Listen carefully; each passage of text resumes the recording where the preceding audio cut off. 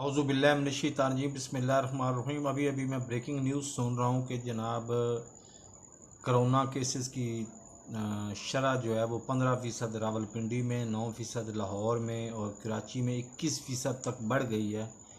लेकिन हैरान कुन हद तक कराची वालों ने लॉकडाउन ख़त्म कर दी है। मेरा ख्याल है वो चाहते ये हैं कि आइंदा पीपल्स पार्टी को तो वोट इन्होंने देना कोई नहीं, तो ये मारी जाए तो बेहतर है।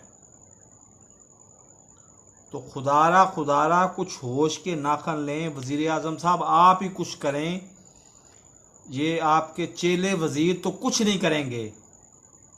ये मैं रिकॉर्ड पे है, पिछले 3 महीने से पेट रहा हूँ और आइंदा भी पेट रहा हूँ कि ये मतलब 4th जनरेशन का वायरस है जिसका कोई इलाज नहीं है और ये ले डूबेगा पूरी कौम को।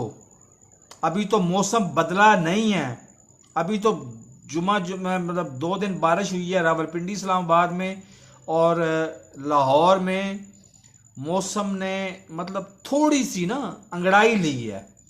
तो हालत ये है, जब सर्दी आएगी तो फिर अशर क्या होगा ये आप तसव्वुर कर सकते हैं।